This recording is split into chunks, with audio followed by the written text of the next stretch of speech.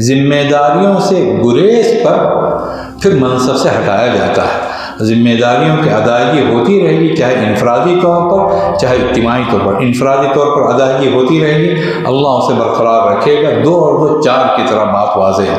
اجتماعی طور پر یہ کام ہوگا، اللہ تعالیٰ پوری جماعت کا پورا تسلسل اللہ تعالیٰ قائم رکھے گا۔ وَإِن تَتَوَلَّوْا يَسْتَبْدِلْ قَوْمًا غَيْرَكُمْ ثُمَّ لَا يَكُونُوا أَمْثَالَكُمْ۔ اگر تم نے منہ پھیر لیا تو اللہ تعالیٰ تمہاری جگہ دوسری قوم کو اللہ تعالیٰ لے آئے گا، پھر وہ تمہاری طرح نہیں ہوں گے۔ اللہ نے صاف یہ بات کہی کہ تم اس طرح نہ بننا۔ بنی اسرائیل نے اپنے نبی کے ساتھ جو کیا تم اس طرح نہ کرنا۔ یا ایھا الذین آمنوا لا تکونوا کالذین آذوا موسیٰ فبرأہ اللہ مما قالوا وکان عند اللہ وجیہا۔ اے لوگوں جو ایمان لائے ہو، تم ان کی طرح نہ بننا جنہوں نے موسیٰ کو تکلیف پہنچائی، یعنی کہ تم رسول اکرم صلی اللہ علیہ وسلم کی اذیت کا اور تکلیف کا باعث نہ بننا۔ ذمہ داری سے اگر کوئی گریز کر رہا ہے تو یہ اذیت کا باعث ہے یا نہیں ہے؟ وَكَانَ عِنْدَ اللَّهِ وَجِيهًا۔ موسیٰ علیہ السلام اللہ رب العزت کے نزدیک بڑے مرتبے والے، بڑے عزت والے تھے۔ ہاں حضرت صلی اللہ علیہ وسلم اللہ رب العزت کے نزدیک انتہائی اونچے مقام والے ہیں، یہاں تک کہ اللہ تعالیٰ نے یہ بات تک ارشاد فرمائی کہ اللہ اور اس کے فرشتے، اللہ مسلسل رحمتیں بھیج رہا ہے اور فرشتے رحمتوں کی دعا کرتے رہتے ہیں، اس کے اے ایمان والو تم بھی خوب صلاۃ و سلام بھیجا کرو۔ اس میں فعل مضارع کا ہے اور حضرت صلی اللہ علیہ وسلم کے لیے اس کا وعدہ ہے، اور ہمارا اندازہ یہ ہے کہ یہ وعدہ دنیا میں، آخرت میں، جنت میں پہنچنے کے بعد میں اللہ رب العزت کی طرف سے ایک تسلسل ہے کہ آپ کا اجر کبھی ختم نہیں ہوگا۔ نون والقلم ما یسطرون ما انت بنعمۃ ربک بمجنون وان لک لاجرا غیر ممنون، کہ جو ہے قسم ہے قلم کی اور اس سے جو بھی لوگ لکھتے ہیں، آپ اللہ کے فضل و کرم سے مجنون نہیں ہیں، اور آپ کے لیے جو اجر ہے وہ کبھی ختم نہیں ہوگا۔ اہل ایمان کے لیے بھی آپ صلی اللہ علیہ وسلم کے نقش قدم پر چلنے پر اسی طرح کا وعدہ ہے، الا الذین آمنوا وعملوا الصالحات لہم اجر، اور ایک جگہ فلہم اجر غیر ممنون، وہ کبھی ختم نہیں ہوگا۔ آپ صلی اللہ علیہ وسلم کے تعلق سے تو درجات کی بلندی اور مسلسل وَلَلْآخِرَةُ خَيْرٌ لَكَ مِنَ الْأُولَىٰ یہ طے ہے۔ تو اللہ تعالیٰ نے بنی اسرائیل کی طرح تم نہ بنو، اس کی تاکید فرمائی ہے۔ أَلَمْ يَأْنِ لِلَّذِينَ آمَنُوا أَن تَخْشَعَ قُلُوبُهُمْ لِذِكْرِ اللَّهِ وَمَا نَزَلَ مِنَ الْحَقِّ وَلَا يَكُونُوا كَالَّذِينَ أُوتُوا الْكِتَابَ مِن قَبْلِكُمْ۔ کہ ابھی بھی اہل ایمان کے لیے وقت نہیں آیا کہ ان کے دل پسیج جائیں، ان کے دل نرم ہو جائیں، ان کے دل پگھل جائیں، جھک پڑے ان کے دل اللہ کی یاد کے لیے اور اس حق کے لیے جو اللہ کی طرف سے اترا ہے۔ اور وہ بنی اسرائیل اللہ کی یاد سے بھی محروم ہو گئے، اور اس حق کو جو انہوں نے چھوڑ دیا، وَلَا يَكُونُوا كَالَّذِينَ أُوتُوا الْكِتَابَ، یہ اللہ کی طرف سے تاکید ہے پوری امت کے لیے کہ اہل ایمان کبھی اہل کتاب کی طرح نہ بنے۔ وَلَا يَكُونُوا مِن قَبْلُ فَطَالَ عَلَيْهِمُ الْأَمَدُ فَقَسَتْ قُلُوبُهُمْ، اور ان کے ساتھ ہوا کہ ایک عرصہ دراز ہو گیا کتاب الہی کو چھوڑے ہوئے، اللہ کی کتاب کو پسے پش ڈال دیا، اللہ کی کتاب میں تحریف کی، اسے بیچا، اس میں تحریفات کی، اس میں چھپایا، ساری چیزیں کی۔ وہ اس طرح نہ بنے۔ فطال علیہم الامد فقست قلوبہم، جہاں کتاب اللہ سے رابطہ ٹوٹ گئے دل سخت ہو گیا، اور جہاں دل سخت ہو گیا پھر اچھی بات کبھی دل پر اثر انداز نہیں ہوتی۔ اب برائی کے لیے وہ برائی خود کیا ہے، ایک سخت اور ایک غلیظ قسم کی چیز ہے، تو دل اس کے لیے تیار ہو گئے۔ وَكَثِيرٌ مِّنْهُمْ فَاسِقُونَ، اس کے بعد میں صرف دعوے رہ گئے اور اکثریت فاسقوں کی نکلی۔ ہم سے دعا کروائی جاتی ہے ہر نماز میں کہ اے اللہ یہود و نصارہ کی طرح نہ بنانا۔ ہر نماز میں ہر انسان دعا کرتا ہے، اور بعض حضرات کے یہاں سورہ فاتحہ انفرادی نماز میں تو بہرحال فرض ہے ہی، ورنہ جو بھی اجتماعی نماز میں شافعی کے یہاں تو پڑھنا فرض ہے، اور لوگ کیا سنتے ہیں گویا کہ وہ بھی کیا ہے پڑھنے میں شامل ہے۔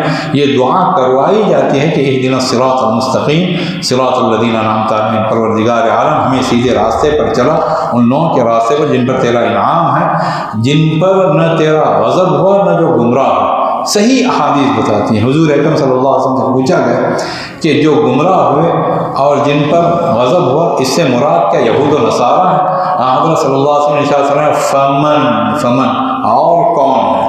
وہی تو ہیں۔ اور بعض روایات میں بالکل صاف صریح الفاظ میں۔ تو گویا ہر نماز میں ہم سے دعا کروائی جاتی ہے، گویا ہمیں حق امانت کے لیے تیار کروایا جاتا ہے اور دعا ہمارے ذریعے سے کروائی جاتی ہے، اور اللہ تعالیٰ جو دعا سکھاتا ہے وہ قبول کرنے ہی کے لیے سکھاتا ہے، ورنہ اللہ سکھائے گا ہی نہیں۔ اللہ نے جب وہ بات فرمائی کہ تمہیں اس طرح دعا کرنا ہے، اس کا مطلب ہے کہ اللہ قبول کرنے کے لیے تیار ہے، لیکن اس دعا کے ساتھ ہم اپنا کردار بھی اسی طرح کا پیش کریں۔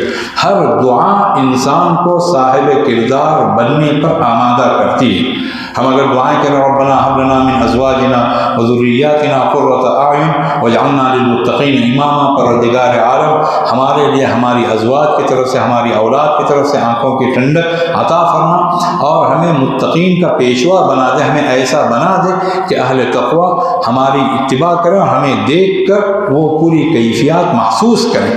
تو اس دعا کے اندر خود یہ پیغام ہے کہ اولاد کی سچی تربیت کی جائے اور ان کو تقوی کی بنیاد پر ان کی اٹھائی جائے اور ان کے ساتھ وہی معاملہ کیا جائے کہ آئندہ اتر کر اللہ کے متقی اور پرہیزگار بندے بن جائیں۔ تو ہر دعا ہونے کے ساتھ ساتھ انسان کے لیے پیغام بھی ہے کہ وہ اپنی زندگی اس دعا کے مطابق بنانے کی کوشش کرے۔ اہدنا الصراط المستقیم میں دعا بھی ہے اور اس میں یہ بھی ہے کہ جو صراط مستقیم ہے اس کے انسان پھر کبھی چھوڑے نہیں اور اسے اپنی جان سے، اپنے مال سے، اپنی عزت و آبرو سے، اپنی ہر چیز سے بڑھ کر اسے عزیز رکھے اور دیکھتا رہے مستقل کہ کہیں یہ دولت لٹ تو نہیں رہی ہے۔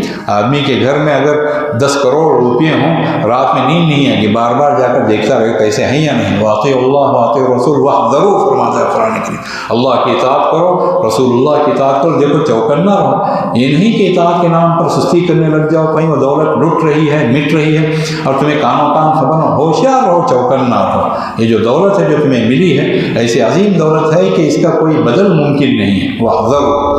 تو ہمیں یہ دعا جو سکھائی گئی ہے اس میں یہ پیغام دیا گیا ہے کہ انسان یہود اور نصارہ کی طرح نہ بنے جنہوں نے اللہ کی کتاب کو پامال کیا اور اللہ کی کتاب کو کھلواڑ کا ذریعہ بنایا، اللہ کی کتاب کو بیچا، اللہ کی کتاب کے ذریعے سے پیسے کمائے، وہ بھی آیات کو مٹا کر، آیات میں تحریف کر کے۔ یا ایھا الذین آمنوا ان کثیرا من الاحبار والرہبان لا یأکلون اموال الناس بالباطل ویصدون عن سبیل اللہ۔ تنبیہ ہے اللہ کی طرف سے، لوگوں جو ایمان لائے ہو، بہت سارے عالم احبار، یہودی عالم اور نصارہ کے جو راہب ہیں، لوگوں کے مال ناجائز طریقے سے کھاتے تھے تاکہ اور اللہ کے راستے سے وہ روکتے تھے۔ تو یہ ساری تلقین ہمیں کی گئی، اس لیے بنی اسرائیل کے واقعات کو اللہ تعالیٰ نے کھول کر بیان کیا، کہاں کہاں انہوں نے ٹھوکریں کھائیں۔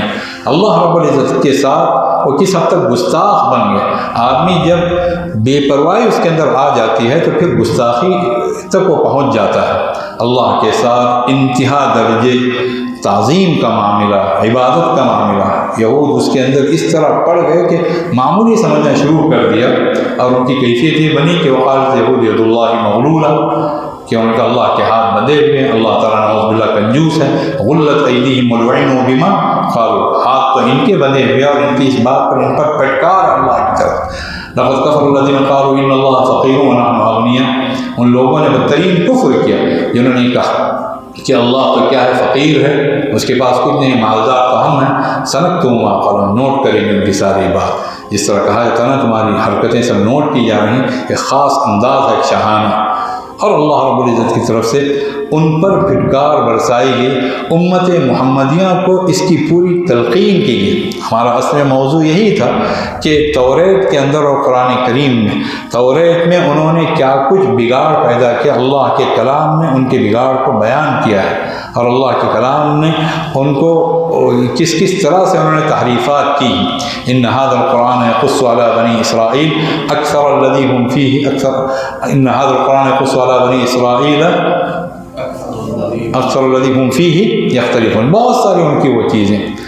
اصل میں ہوا یہ کہ جب انہوں نے یہ دیکھا کہ ان کے کام حضرات انبیاء علیہ السلام کی اونچائیوں تک وہ پہنچا نہیں سکتے اپنے کاموں، تو ان کی قدر و قیمت گھٹانی شروع کر دی، ان کی شخصیتوں کو انہوں نے مسخ کر دیا اور ایسی چیزیں انہوں نے حضرات انبیاء علیہ السلام کی طرف منسوب کر دی کہ قرآن کریم آدمی کھول کر جب پڑھتا ہے تو اگر وہ سامنے وہ کتاب بھی رہے گی، توریت کا کچھ مطالعہ کیا جائے، اس کی وہ جو اس کا اردو ایڈیشن بھی ہے اور اناجیل کا، اس کے بعد میں پھر قرآن کریم کے ایک ایک لفظ کی اور ایک ایک جملے کی قدر و قیمت معلوم ہوتی ہے۔